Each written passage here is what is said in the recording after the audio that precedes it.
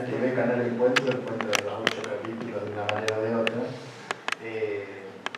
Pero bueno, antes de terminar, quisiera detener un momentito en el último de los libros que escribimos con Eleonor Faur, porque bueno, quisimos aplicar esta misma idea, esta idea de ir recolectando frases. En este caso no aparece la palabra Argentina en el título, justamente por la experiencia del segundo libro, que nos había llevado muy cerca de algo que no era solo argentino. Esto acá sí, incluso, bueno, yo sé que en algunos chistes hay cosas que se pierden porque son muy, muy locales, digamos. Pero en este último libro quisimos, digamos, entrar en la cuestión del feminismo y entrar en la cuestión de la desigualdad de género.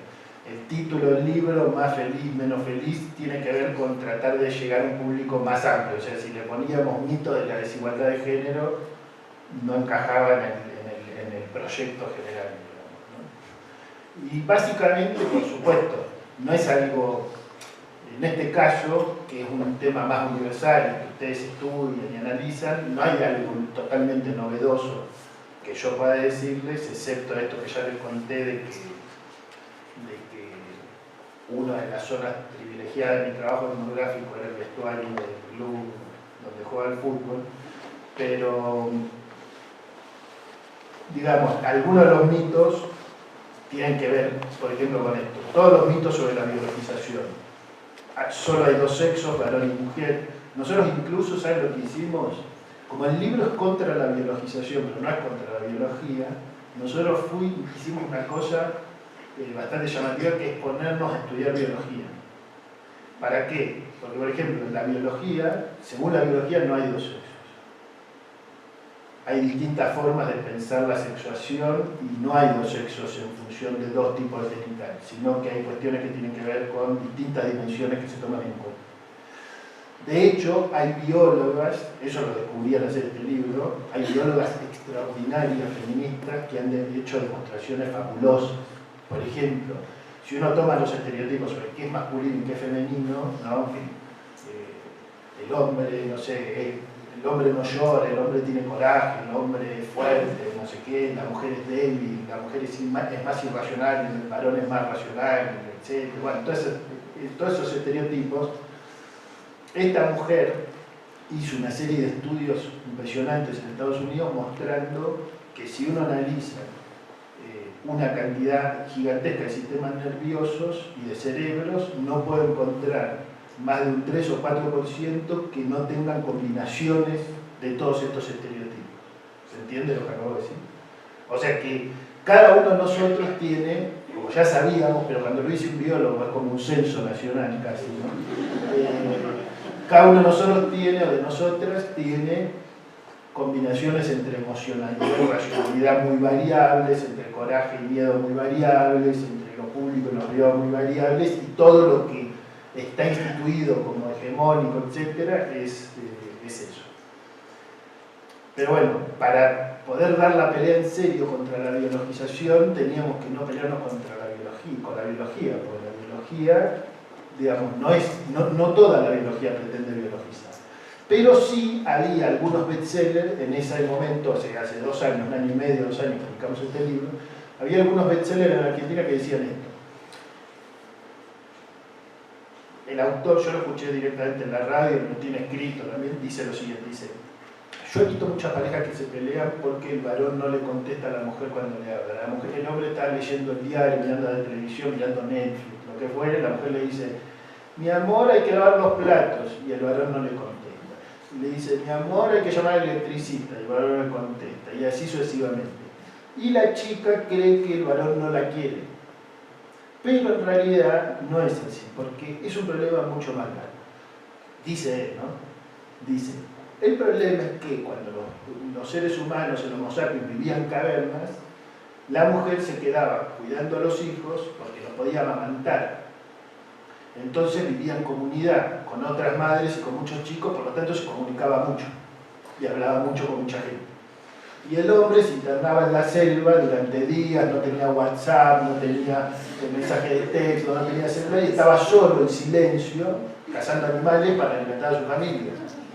Entonces la mujer, dice él, tiene muchas más neuronas comunicativas que los varones, y no es nada personal que los varones no te contesten cuando la pareja le dice que lavar los platos, no es nada personal. Es una cosa espeluznante, digamos, ¿no? De eso es biologización. Eso es biologización. Entonces, este libro es un libro que también es muy complejo porque es un libro escrito, podríamos decir ahora, retrospectivamente, mirando un poco la historia de estos últimos 2 años, en los inicios de la Revolución Verde, que se está viviendo en la Argentina. Yo la llamo Revolución Verde porque, digamos, para mí es realmente... Nosotros estamos acostumbrados, nos han enseñado en algún momento que una revolución es como la Revolución Francesa, ¿no? 1789 eso es una revolución. Lo que está pasando hoy en Argentina es una revolución porque está cambiando la manera de mirar. O sea, las pibas y los pibes de 15 a 20 años miran toda la cuestión de la desigualdad de género y las cuestiones de las relaciones entre varones y mujeres de una manera radicalmente distinta a como fue mirada históricamente. Y son millones en las calles. Y además eso sucede dentro de todas las escuelas. Y como en toda revolución hay problemas, uno no está de acuerdo con todo lo que se dice, con todo lo que se hace, etc. Pero hay un cambio cultural impresionante. Y este libro, que fue publicado en 2016, se empezó a escribir antes del fenómeno este que no sé si ustedes conocen, que se llama Ni Una Menos, que fue una movilización inmensa en la Argentina contra los femicidios, que nació en 2015, en junio de 2015 fue la primera movilización, y yo escribí una crónica junto con mi esposa sobre esa movilización en particular, la del 3 de junio de 2015, y este libro se estaba escribiendo al mismo tiempo que eso, y el libro dice nosotros y nosotras estamos cambiando mientras estamos escribiendo este libro.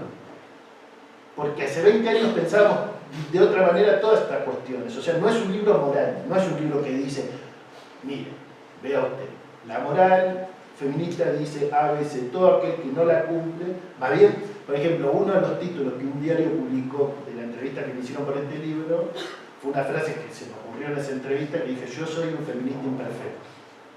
Y entonces pusieron el título, Grimson dice que es un feminista imperfecto. ¿Por qué decía eso? Porque después me di cuenta, hablando con mi coautora, ella me dice, yo también soy una feminista imperfecta, porque vivo en una sociedad machista y patriarcal. ¿Vos qué te crees?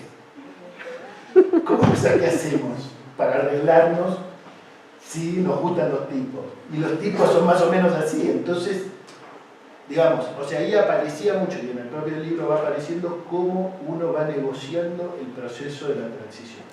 Y les doy solo un ejemplo y abrimos la pregunta. Hay un caso, bueno, hay un capítulo entero destinado a la cuestión del amor, porque justamente los mitos sobre el amor parecen muy transparentes y lo que hacemos acá es demolerlos con antropología, porque la antropología ha sido muy dura con el amor, digamos, pero con mucha evidencia empírica, ¿no?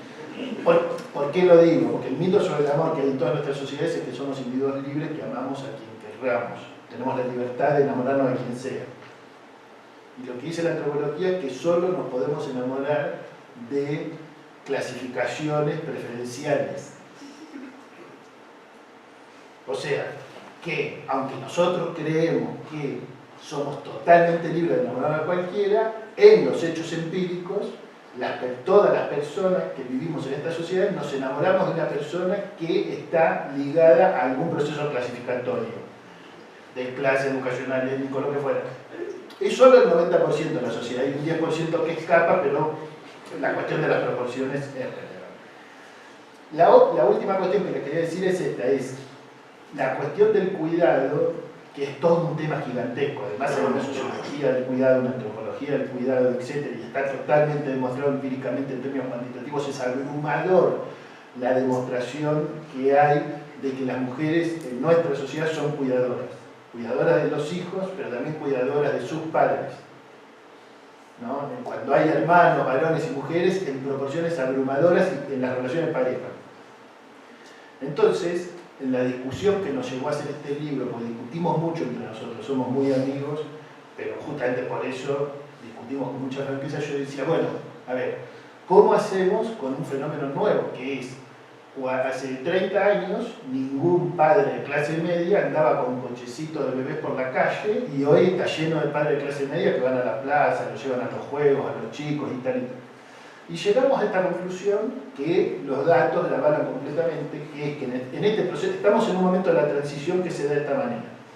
Los varones, ya nos dimos cuenta que perdernos la paternidad es una imbecilidad supina, que solo...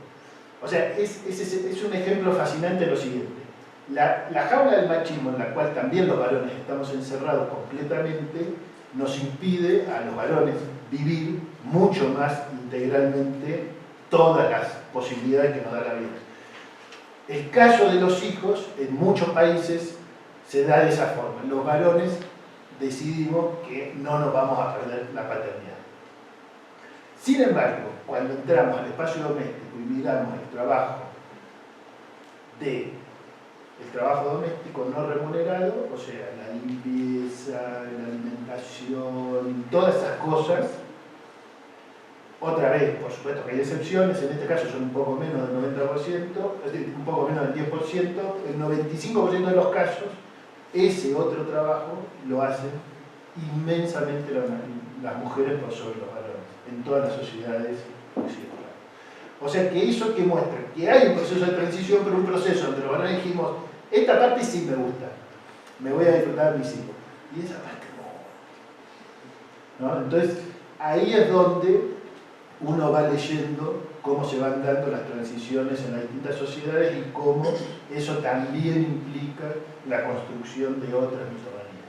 Bueno, muchas gracias.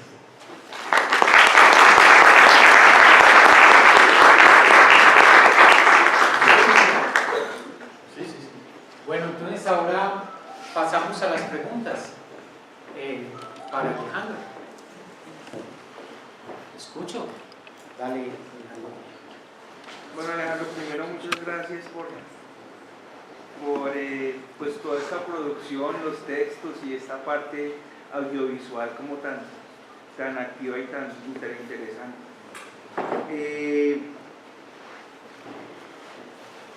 Cuando hablabas pensaba en un concepto de un libro de Adela Cortina que se llama Aporofobia. Entonces estaba pensando, que me parece también muy interesante en general para los estudios culturales, cuando tratamos de mirar interseccionalidades y cosas entre problemas de raza y clase social.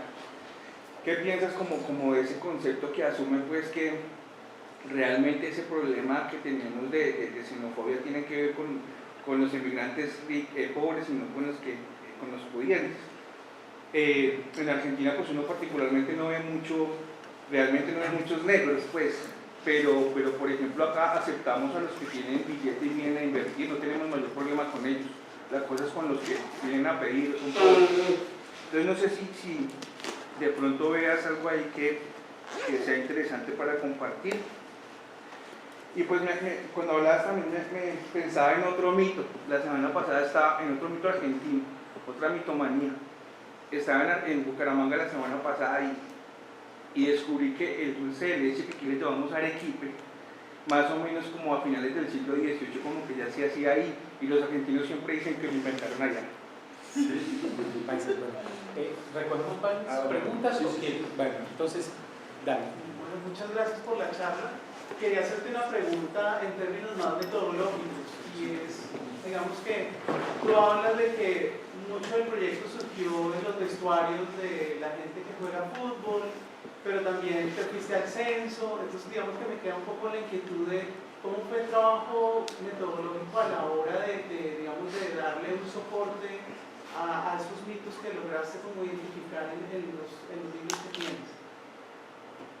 Perfecto. Dale, Sebastián. Buenas noches, gracias por la charla y bueno, pues por compartir este proyecto tan interesante y tan pertinente. Yo tengo dos preguntas. La primera es este tipo de intervenciones públicas. No sé si ustedes han tenido la oportunidad, cómo hacerles evaluación, cómo hacerles seguimiento, ver qué tanto la gente responde como a esa deconstrucción o desnaturalización de los mitos. Y la otra pregunta es sobre el humor, que es una estrategia comunicativa y bueno, muy importante para generar estas desnaturalizaciones. Pero pienso que también justamente estos mitos racistas, de género, de muchos tipos, nacionalistas, también se han construido cotidianamente, históricamente, a través del humor y de los estereotipos, digamos, del humor. Entonces, no sé qué precauciones tomaron al jugar con esto del humor. Perfecto. Carlos, y cerramos entonces. Dale. Para que no se así. Profe, dos preguntas.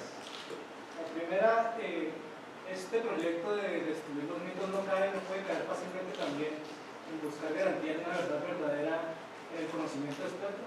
Usted lo dice burlándose muchas veces de, bueno, voy a leer los censos, me dice algo con los censos y con la biología, pero no puede recaer uno también en estabilizar el conocimiento experto y que la gente siga confiando también en los censos que también son una construcción. Y la siguiente pregunta, el proyecto político que usted lo presenta como una construcción conjunta, casi que salen arcoíris, todo bonito, muy chévere, pero no hay gente que es muy privilegiada, que le sirve mucho más que estos privilegios sigan intactos, que estos mitos sigan intactos y con los que no se puede hablar. Perfecto. Entonces, ahí cerramos, Alejandro.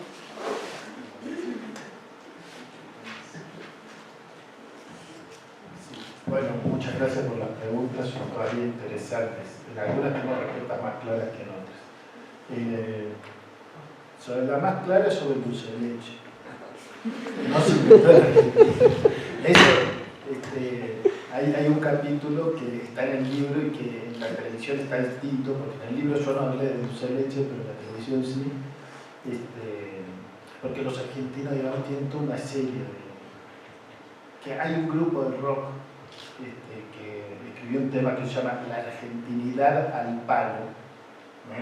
Que es toda esta idea de, bueno, inventamos el dulce de leche, tenemos la avenida más ancha del mundo, la más larga del mundo, los 5 climas dentro del país, o sea, toda esa serie de estupideces del nacionalismo bobo,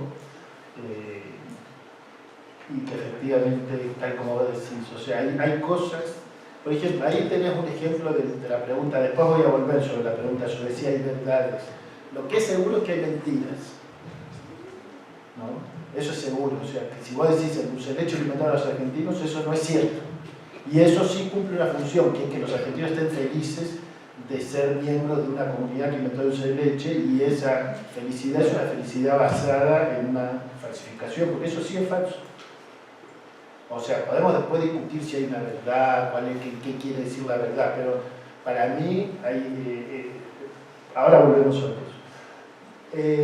Respecto también de la otra pregunta que decías al inicio, nosotros hablamos en algunos casos, no en todos, pero hablamos de racialización de las relaciones de clase, que es esto que yo trataba de decir respecto de que individualmente uno puede blanquearse, digamos, ¿no? Por un lado. Por el otro lado, si sos peronista, sos negro.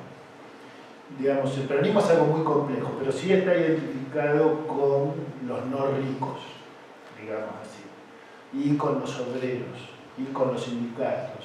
O sea, todo eso está vinculado a la idea de barbarie de no blanco, ¿no? Ahora, respecto a los inmigrantes, lo que vos decís se cumple a rajatabla. En Argentina hay inmigrantes estadounidenses, muy poquitos, pero hay inmigrantes europeos. Hay un prejuicio sobre ellos y es un prejuicio positivo. O sea, tienen más chances que los argentinos. Porque, bueno, escuchando, es un francés y tal, ¿no? Eso funciona mucho, digamos. Lo que sería interesante, digamos, no conozco una investigación que esté a la altura para hacer una buena investigación sobre los colombianos. Porque, por ejemplo, los colombianos, que son muchos, no tanto como los bolivianos o los paraguayos, pero son muchos y han tenido mucho éxito. Hay algo que los que estudiamos migraciones sabemos que los paraguayos trabajan en la construcción, los varones, y las mujeres trabajan como empleadas domésticas. Las bolivianas jamás trabajan como empleadas domésticas, venden en el mercado, en la calle. Y los varones trabajan, si no en la construcción, como herreros, en otras profesiones, etc. O mini empresarios textiles. Los colombianos trabajan mucho en los rubros de servicio de gastronomía y hotelería, porque en comparación con cualquier argentino son muy amables, son suaves. No, claro. Entonces han tenido éxito, digamos, porque un mozo colombiano, una moza colombiana es una persona amable, suave, ¿no? Entonces tiene Ah, sí, mira, ves, siempre, pero gracias por avisar. Pero la cuestión es que eso, por ejemplo, que en general es de un origen mucho más de clase media, ¿no? Es una migración bastante para estudios universitarios, de grado, de posgrado, ¿no? Pero que en muchos casos sí necesitan trabajar. Entonces ahí falta esa investigación, por ejemplo, no se hizo. Sobre... la pregunta tuya, la última, la junto con esta, que es sobre el racismo. Yo hice una investigación, hice una encuesta, una sola en toda mi vida, pero con mucha gente que sabe hacer encuestas, pero con preguntas muy antropológicas y con objetivos muy antropológicos, porque quería un poquito cuantificar todo esto que yo estaba diciendo, a ver si alguien me creía. Porque los antropólogos sufrimos ese mal, digamos, que decimos, no, porque yo estudié esto en un barrio y pasa este fenómeno de discriminación, listo. Entonces, hice un montón de preguntas, y en esa pregunta, por ejemplo, hice esta pregunta: ¿a usted le molestaría que su hijo se casara con...? Y ahí venía la lista, ¿no? Que se casara con un indígena, que se casara con un boliviano, que se casara con un villero, que se casara con, no sé, un judío, que se... Por ejemplo, sorpresa aparente. En las clases más altas nunca le molesta que su hijo o su hija se case con un indígena porque es algo tan imposible que no les molesta. Ahora, más allá de ese hecho, lo que porque por ejemplo también preguntamos, ¿a usted le molestaría vivir en la misma cuadra que? Esa es una pregunta muy común en muchas encuestas. Se puede hacer comparaciones internacionales. ¿A usted le molestaría vivir en la misma cuadra que un boliviano, un judío, un ex guerrillero, un comunista, un anarquista, no sé qué? Bueno, que un homosexual, que esto... ¿A usted le molestaría que su hija o su hijo se casara con alguien de su mismo sexo? Esa es la que ganó, batió el récord. Esa cruzó el 60% de la gente y dijo, no, que yo me case con alguien del mismo sexo. Eso nunca pasa. Pero el 35% más o menos, que esa encuesta fue representativa del área metropolitana de Buenos Aires, que es muy heterogénea, el 35% más o menos dijo: yo no quiero que mi hija o mi hijo se casen con un boliviano, con un paraguayo, con un villero, etc. Entonces ahí quedó cuantificado claramente, digamos, algo que se repitió a lo largo de toda la encuesta. Entonces nosotros a eso le puse un nombre que le puse racismo social. No es xenofobia oficial, porque hay épocas en Argentina donde hay un gobierno xenófobo, por ejemplo, ahora. Entonces el presidente habla contra los inmigrantes, dice que hay una inmigración descontrolada, dice que somos europeos, dice que es terrible, que nos están invadiendo y tal. Hay momentos que no, hubo varios momentos que no. Y, sin embargo, en todos esos momentos hubo racismo social. Esto es lo que encontró mi encuesta, porque mi encuesta fue en 2011, cuando no había un gobierno xenófobo. Pero a mí me fue muy útil para darme cuenta que ese gobierno, que no era xenófobo, tampoco encaraba una lucha sistemática contra el racismo social. ¿Qué quiere decir sistemática? Que está muy bien que el Ministerio de Educación tenga un programa sobre la diversidad cultural, pero no es ese el problema. El problema es que hay que destruir el imaginario nacional. Si vos asumís que el imaginario nacional es europeísta, o lo destruís o concedés. Si vos, frente a un imaginario nacional europeísta y racista, lo que haces es un programa para mostrar que la diversidad cultural es linda, no es así. O sea, vos tenés que montar una parte entera del sistema educativo, comunicacional público y de las políticas culturales para decir, vamos a destruir este imaginario nacional. Ojo, lo digo respecto, por ejemplo, de un gobierno que hizo algo importante, metió, por ejemplo, los pueblos originarios, los inmigrantes bolivianos participaron de la fiesta de 2010 del Bicentenario. Eso fue, ¡wow!, novedosísimo. Pero lo que no hubo es una política sistemática. Entonces, eso es, hay un racismo social impresionante.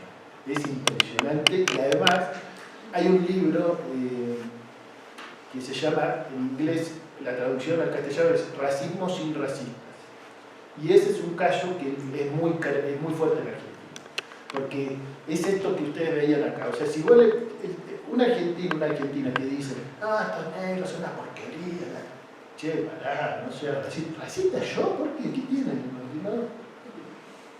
Sí, acabé de hablar contra los negros. Bueno, pero son negros de alma, no es porque sean nada. Esa es una categoría de una potencia política impresionante en la Argentina, negro de alma, porque es lo no blanco moral, digamos así, ¿no? Es realmente de una potencia inmensa y él tiene mucha historia. Sobre la metodología, a ver, en el primer libro, la metodología fue, digamos, de un uso sui generis de la etnografía. ¿Qué es el que, o sea, los antropólogos que hicimos trabajo de campo clásico, por decir así, se nos permite después de muchos años hacer un uso sui generis de la etnografía, que es que yo vivo en mi ciudad, me quedo en mi ciudad, en mi país, y mientras voy viviendo voy anotando en una libretita todas las estupideces que la gente dice. Y después me siento a ver cuáles de esas estupideces se pueden formular en una frase como esta que yo quiero, porque yo necesitaba frase, si no había frase, y una frase que el lector dijera, uy, sí, esto lo dije, o uy, sí, esto lo escuché, algunas de esas dos condiciones se tenían que cumplir. Si no encontraba esa frase, no servía. Y si no encontraba, además, una gran cantidad de investigación, o una cantidad relevante de investigación que demostrara y confrontara con esa frase, tensionara, por decir así, con esa frase, tampoco servía. O sea que era una metodología doble. Yo, por un lado, leía muchas ciencias sociales y decía, esta gente que está trabajando esto está discutiendo con un mito y no se da cuenta. Y estos mitos los están desmintiendo estas investigaciones y hay que poner todo eso a conversar. No fue una metodología. Entonces, después en los otros libros fue mucho más de coproducción, o sea, fue sentarnos, por ejemplo, con el caso de Teti Fanfani, él es un sociólogo que es de una generación mucho mayor que la mía, me lleva unos 20 años, entonces tiene una experiencia él con los trabajos, con docentes, con alumnos, con padres en las escuelas, que es impresionante y nos pasamos horas, fue muy divertido, nos reímos como locos construyendo la lista de mitos y yendo a escuelas y mirando y tal. Y con Eleonor también, digamos, fue un trabajo más complejo porque era un trabajo entre dos personas que tenían vivencias muy distintas, digamos, ¿no? por la condición de varón y mujer. Pero básicamente fue eso, poner en diálogo frases de la vida cotidiana con investigación. Ahora, ahí voy a la pregunta sobre hasta qué punto podemos considerar esa investigación como una verdad. Bueno, es una pregunta bien compleja y por supuesto que si Eduardo y yo dictáramos un seminario sobre esa sola pregunta, seguro que no estaríamos de acuerdo. No estoy seguro, pero puede ser que no.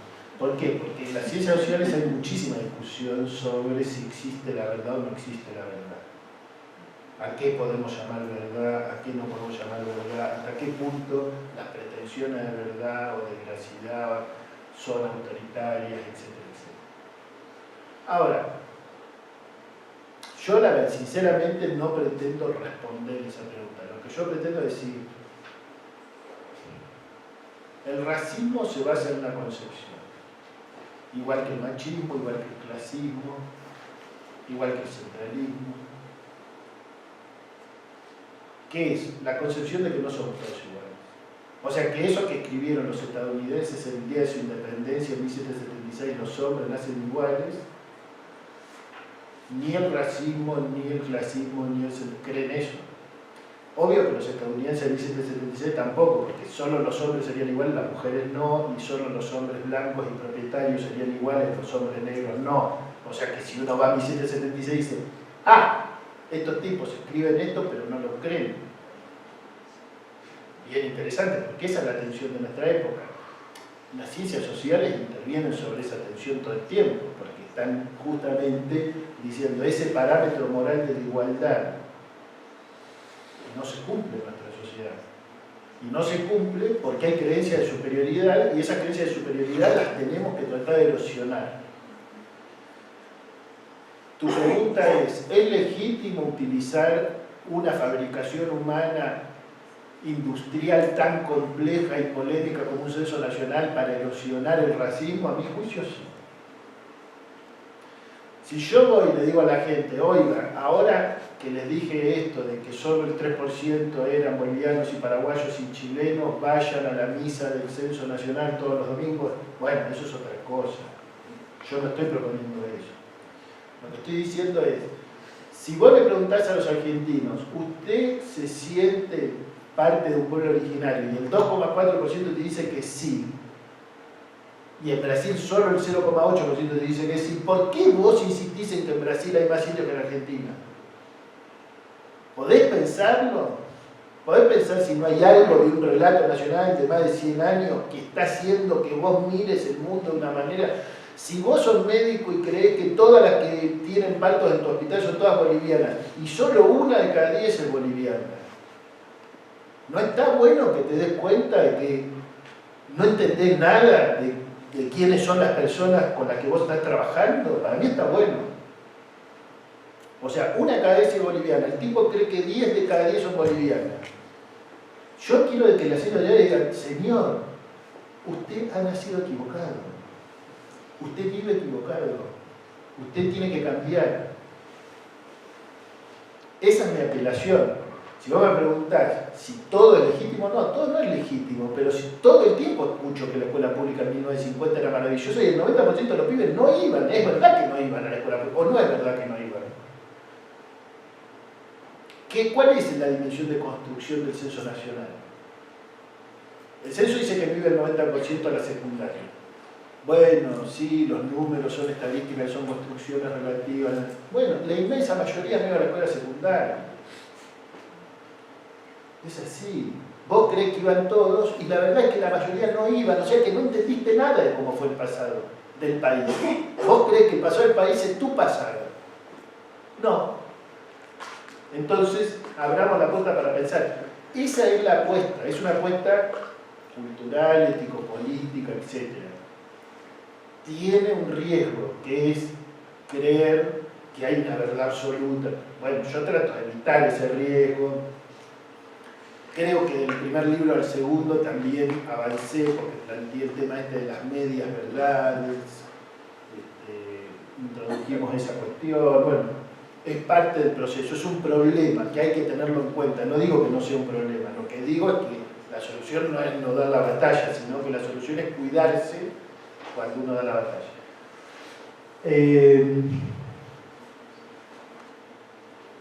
Dos cosas más. Una, la evaluación del cambio. Es una pregunta fascinante. La verdad, yo cuando dije acá que igual no servía nada para nada porque el presidente dijo esto, después mientras lo decía no quise retomarlo, pero se me ocurrió que me estaba equivocando porque la verdad es esta. En la década del 90, cuando empezó la época xenófoba, solo muy poca gente salimos a responder.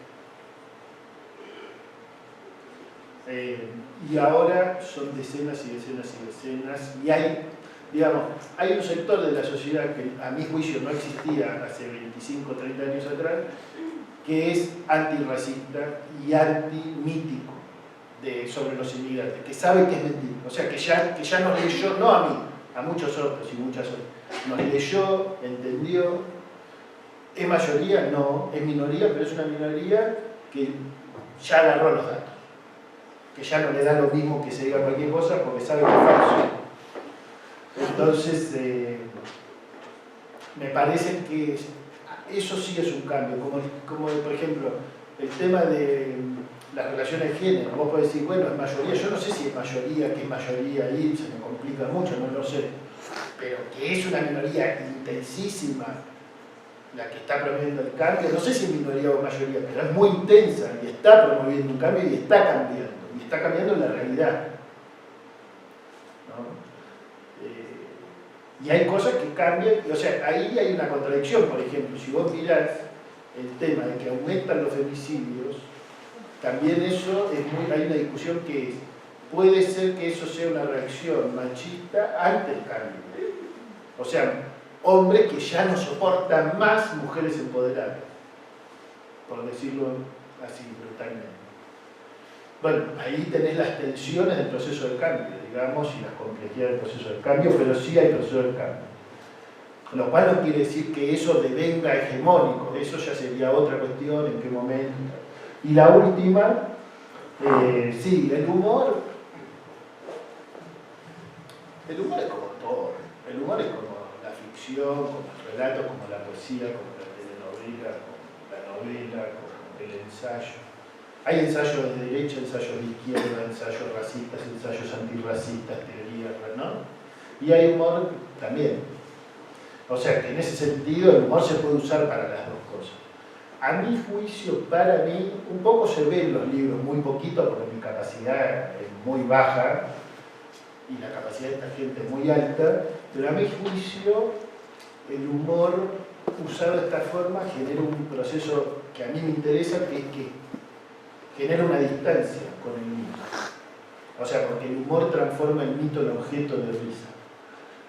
Y eso es lo que produce, digamos, la ironía, para decirlo de una manera más específica, la figura de la ironía es una figura que necesariamente implica una distancia. Entonces, por ejemplo, si a mí me dicen que en un país, el país X, la gente a veces hace un chiste y tolera un chiste y puede reírse de un chiste sobre los X, me parece que tienen una capacidad de distanciamiento respecto de su sentido común un poco mayor que aquella sociedad que no tenga capacidad de reírse un poquito de sí misma. ¿Se entiende lo que digo? Entonces, para mí es interesante en un proyecto de desarmar sentidos comunes tratar de ver cómo se potencia la capacidad de una sociedad de reírse de sí misma. Además, porque ustedes saben que nosotros, por ejemplo, en Argentina tenemos chistes sobre gallegos, pero si hay algo que en América Latina hay rolete de chistes sobre argentinos. Yo les puedo contar que yo colecciono chistes sobre argentinos y cuando se los cuento a mis amigos nadie se ríe. Pues no les causa ninguna gracia. Pues incluso, como ustedes saben, hay algunos que son muy violentos. Entonces, pero lo que quiero decir es que eso, digamos, promover eso, que es la capacidad de reírse sobre sí mismo, me parece que implica una capacidad de ironía y eso es una capacidad de naturalización al mismo tiempo. O sea, y en ese sentido hay una lógica. Bueno, vamos a hacer una última ronda de preguntas, entonces. Dale. Yo quiero preguntar si no deberían haber también mitos, pues entre comillas, liberales, así como hay mitos conservadores, porque lo que escuché fueron muchos mitos muy conservadores y no deberían haber como también al otro lado. Perfecto. ¿Más preguntas?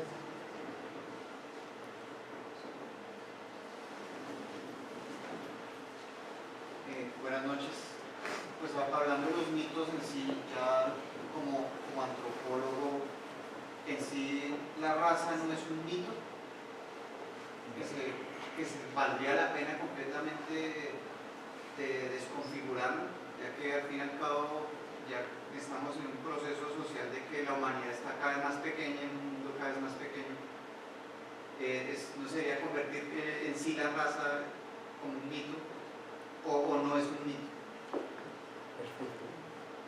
Entonces, Jefferson y Pilar. Sí, Alejandro, quería, digamos, volver un poco sobre el tema metodológico. Me interesó mucho tu presentación.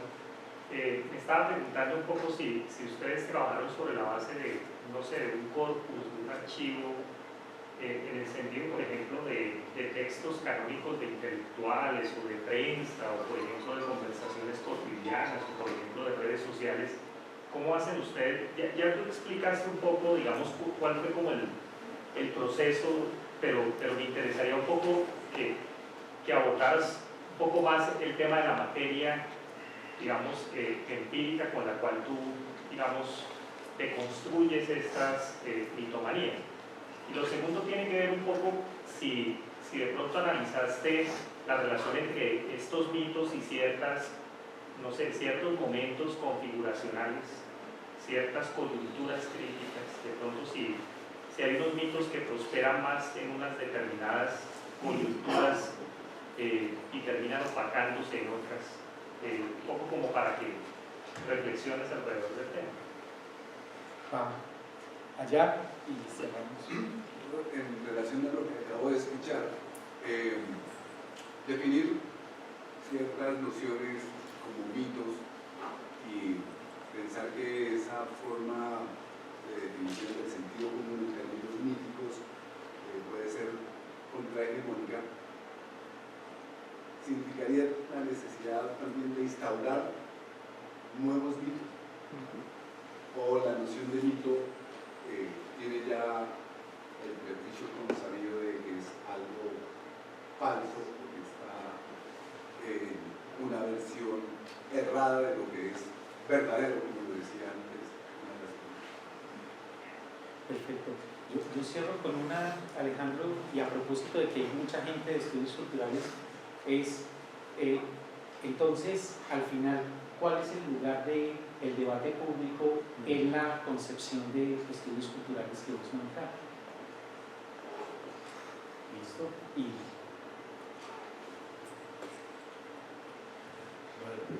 muchas gracias. Primero, es bien interesante lo que vos decís de liberales y conservadores, porque eso es un lenguaje muy de aquí.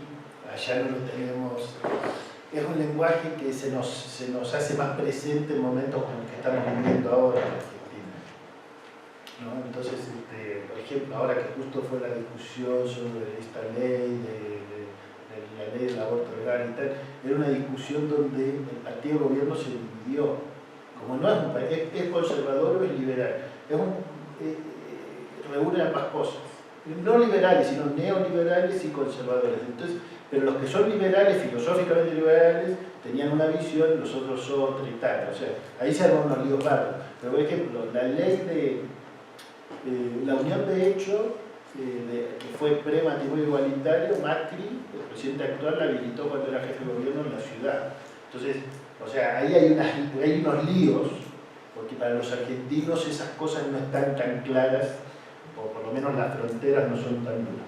Ahora sí, nosotros, hay varios mitos que sí son específicamente liberales y neoliberales. Por ejemplo, todos los mitos vinculados a lo maravilloso que es lo privado en contra de lo público, y lo maravilloso que es privatizar, y lo maravilloso que es el individuo, y lo maravilloso que es el consumo y tal. Aquí no tenemos eso. No, pero eso no son mitos conservadores, son mitos liberales, digamos. El mito, digamos, todo lo que tiene que ver con que el que lo usa lo paga, son mitos claramente liberales, pero con una filosofía liberal del mundo, que si tú vas a la escuela, tú pagas, y si tú no tienes hijos y no van, o sea, que no usas la escuela, ¿por qué si tú eres un colombiano que no tiene hijos, o sea, que no tiene nadie que use las instituciones escolares, tiene que pagar los mismos impuestos que alguien tiene hijos? En general, las sociedades más justas, los que tienen hijos pagan un poco menos de impuestos que los que no tienen, digamos, ¿se entiende? Pero bueno, esas son todas discusiones de ese tipo. Después, por ejemplo, en la educación es muy fuerte la ofensiva liberal, y ahí yo dije, es un libro contra los mitos liberales, porque, por ejemplo, hay, en el grado más extremo, pero hay libros escritos sobre esto, los neoliberales y los liberales dicen, bueno, las nuevas tecnologías permiten que desarmemos las instituciones escolares, porque las instituciones escolares fueron mecanismos del Estado-Nación clásico, moderno, homogeneizante, etcétera, que quería meter a la gente en el mismo espacio. Ahora, que la gente se quede en su casa, que su lugar, su espacio es su casa. ¿Quién dijo eso? Un liberal solamente puede decir. Su espacio es su casa, se conecta a la web y de ahí le damos clase y la gente sigue en su casa, segura, tranquila, no tiene riesgo de salir a la calle, no molesta, ¿no? Entonces, hay una cantidad de mitos individualistas. Bueno, tanto en el primer libro, los mitos antiestado. Todos los mitos antiestado son profundamente neoliberales y liberales. La raza es un mito. Sí, o sea, los antropólogos ya hace muchísimo tiempo, más de 100 años en realidad, se estableció en antropología que no existe ninguna correlación entre las características físicas de las personas y sus características morales e intelectuales. Eso está establecido hace más de 100 años. Sin embargo, la gente sigue hablando de raza y ya, o sea, obviamente que hay diferencias de color de piel, pero eso no tiene ninguna correlación con ninguna otra de las dimensiones que el racismo pone en relación. El racismo construye relaciones entre lo que no tiene relación, que es la diferencia de color de piel con diferencias morales e intelectuales. O sea que en ese sentido sí, la raza es un mito y la antropología y la filosofía se han dedicado bastante tiempo a destruir ese mito. No era ese mi objetivo con estos libros, porque en realidad lo que yo trataba de mostrar es cómo opera eso, que es algo global, que es algo que podemos leer Quijano, podemos leer una cantidad de autores, Wallerstein, que tienen sus tesis maravillosas para mi gusto acerca de cómo operó la raza y opera en el sistema global y en la actualidad, etc. Pero yo quería bajarlo al caso argentino, para dar el combate ahí, porque es muy difícil intervenir en el debate público si no es en algún lugar. Puede ser una ciudad, un barrio, un país, pero es difícil, por lo menos yo no tengo capacidad de intervenir en el debate público global. Entonces intenté eso.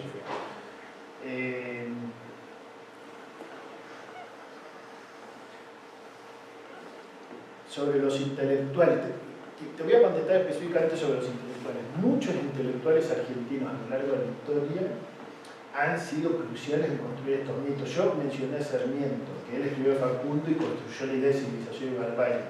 Y así podríamos seguir, o sea, está repleto. Borges ayudó mucho al antiperonismo, que es una fábrica de mitos incesante, digamos. Y la cantidad, digamos, de intelectuales que reproducen mucha de esta mitología de ensayos.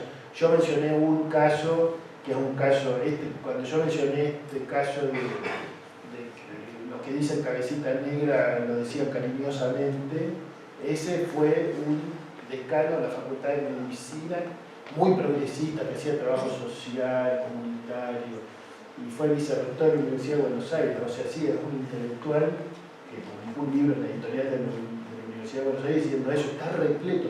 Estos mitos contra los que yo peleo, hay muchísima producción intelectual, pero la estrategia mía en el libro no fue polemizar con esos intelectuales, fue hablar con la gente directamente, decirle, usted dice esto, o usted escucha esto, entonces yo quiero conversar con usted y mostrarle que esto no es así. Por supuesto que los intelectuales está hecho de manera más sofisticada, pero eso lo convierte en peor, a mi juicio, y no en mejor. Pero se junta tu pregunta con la otra pregunta tuya, la coyuntura crítica, porque en realidad yo terminé de hacer eso, lo hice, y una parte está publicada, y todo eso, lo que está publicado y lo que no está publicado, va a integrar mi próximo libro, que es un libro sobre los peronismos desde 1945 hasta la actualidad, y en el surgimiento del peronismo, o sea, lo que yo hago es tomar 8 coyunturas críticas, que podríamos llamar así. No todas son coyunturas críticas stricto sensu, pero muchas de ellas son coyunturas críticas, y sobre todo la primera, que es 2 capítulos sobre 1945, donde primero cuento lo que sucedió. Ustedes me dicen, ¿pero cómo? ¿Cómo saber lo que sucedió? O sea, es que hay un montón de discusiones sobre qué sucedió ese día 17 de octubre que la gente y los de estos obreros consiguieron liberar. Pero yo lo que hice fue leer todo lo que se escribió, todo lo que dijeron, todo lo que tuvieron ese día y dijeron algo. Mirar todas las fotos que existen sobre ese día, leer todos los diarios que se publicaron sobre ese día.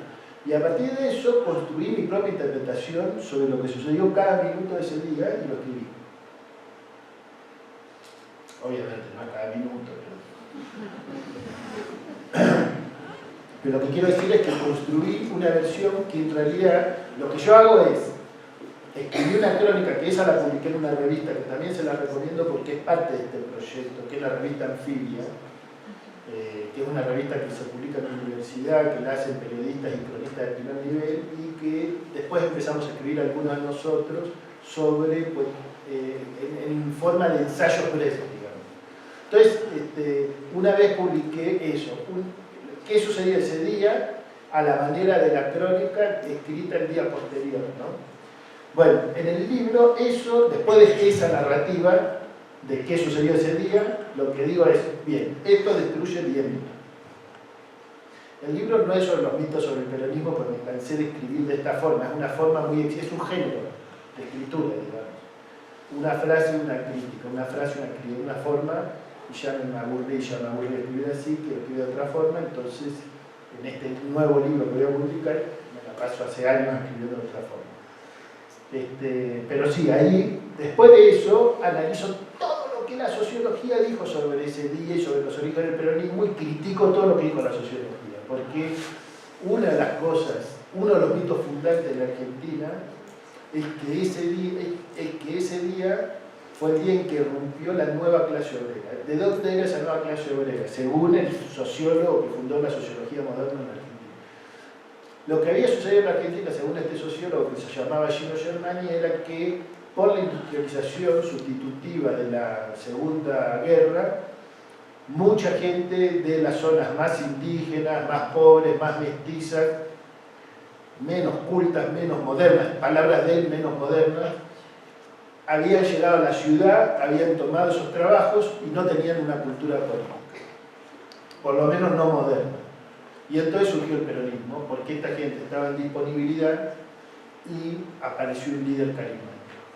Bueno, ¿qué es lo que muestro yo en mi trabajo y en mi libro, y ya está publicado? Lo que muestro es que hoy podemos saber que no eran inmigrantes internos, como dijo este señor, no eran del noroeste, de estas regiones más pobres, más indígenas, más atrasadas, como dijo este señor, ni nada de eso. Era una gran heterogeneidad al punto de que solamente el 8% de los votos que obtuvo el peronismo en 1946 en la provincia de Buenos Aires, que era la principal fuente del peronismo, eran inmigrantes, y el 92% no habían inmigrado internamente. Punto final de la discusión, pero además hay muchos otros datos. Entonces sí, o sea, discuto contra los mitos, porque los intelectuales se han dedicado a construir mitos que van afianzando estos sentidos comunes. Cuando vos entras a la Universidad de Argentina, la primera materia que te explican es cómo surgió el peronismo. Así, un día vinieron todos los negros, no dicen negros, dicen inmigrantes internos, pero son reemplazos sociológicos de categorías del racismo al sentido común. Vinieron todos los negros, estaban ahí, una nueva clase obrera, no tenían ni idea, no sabían nada de lo que era el anarquismo, el socialismo, el comunismo, el sindicalismo, y bueno, apoyaron a este tipo que les prometió cosas y así surgió el peronismo. Lo estoy diciendo en berreta, cuando lo leen a Gino Germani es mucho más sofisticado, pero lo que está diciendo en el fondo es esto. Y ahí sí me meto con los intelectuales. Anteúltimo punto, muy buen punto, porque además eso surgió mucho en las entrevistas y tal, sobre todo con el primer libro. ¿Debería uno desear una sociedad sin mitos? No. Además, una cosa que yo di, primero porque no puede haber sociedad sin mitos, según la definición que yo di de mitos acá.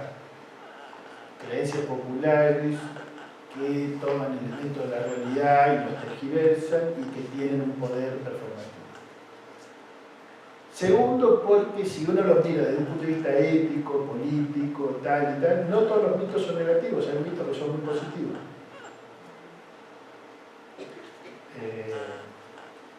Por ejemplo, hay una parte positiva del mito de San Martín, que es la idea de...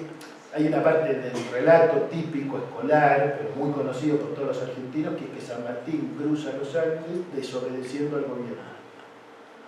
Que no quería rendirse, digamos, quería decir, no vamos a ir a pelear a Chile y a Perú, basta, y San Martín cruza y desobedece y triunfa contra los españoles. Bueno, ese es un típico mito positivo y te puedo dar miles. Evita una mujer que participa en política en 1946, que es apoyada por los sindicatos, que viene de los sectores populares. Evita es un mito fascinante, muy positivo, en muchos aspectos, a mi juicio. Una persona odiada por las élites, odiada, considerada una prostituta y tal y tal y tal, ¿no? O sea, Perón le decían, usted aléjese de esa mujer y nosotros lo vamos a apoyar. El ejército me puede dar órdenes, pero no sobre mi bragueta, decía.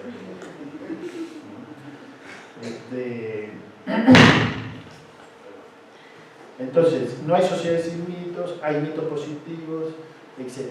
Ahora, ¿qué hacen estos libros o qué intentan hacer? Atacar algunos mitos que sostienen desigualdades muy duras. O sea, eso es lo que estoy tratando.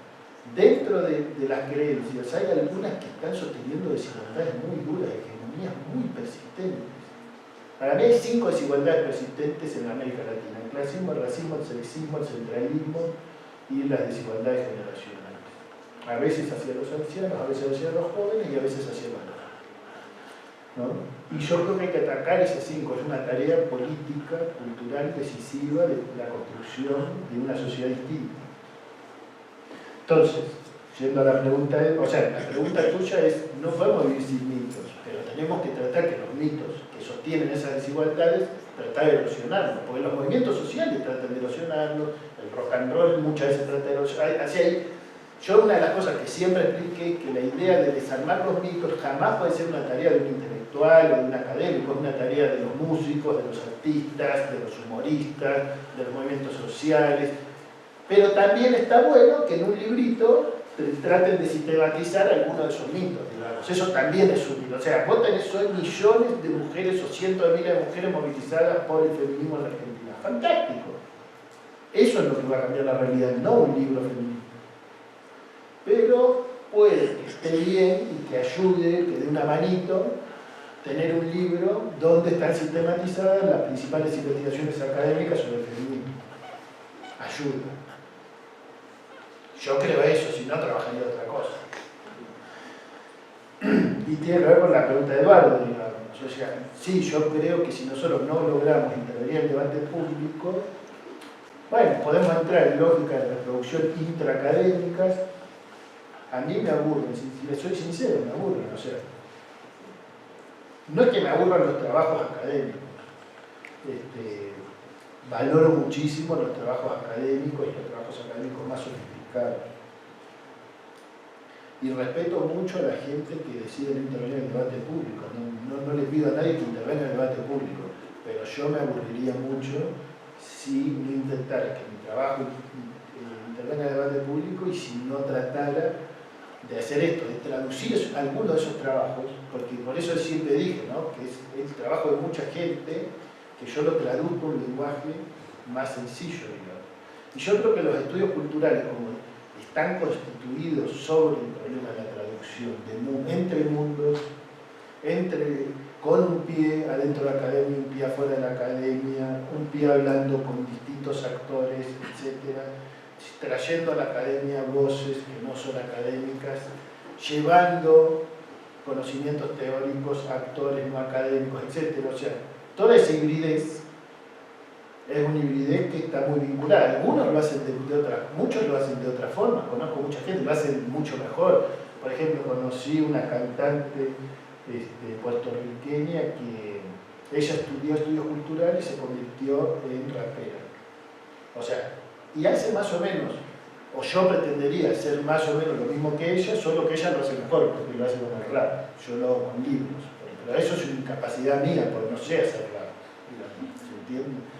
Entonces, lo que quiero decir es esto, que me parece que hay mucha gente que lo hace de manera distinta. Hay gente que va y pinta un mural, pero como yo no sé pintar murales, lo hice de esta forma, ¿no? Y cuando quise hacer algo más ambicioso, como un programa de televisión, no es que lo quise hacer, tuve la oportunidad de hacerlo, junté gente que sabía hacerlo para poder charlar y hacerlo juntos. Si lo hubiera hecho yo, no hubiera salido mal, ¿no? Pero me parece que esa vocación de intervenir en el debate público, por eso también muchas veces está relacionada al trabajo colectivo, porque implica trabajar con otras y con otros para que se produzcan las consecuencias que buscamos.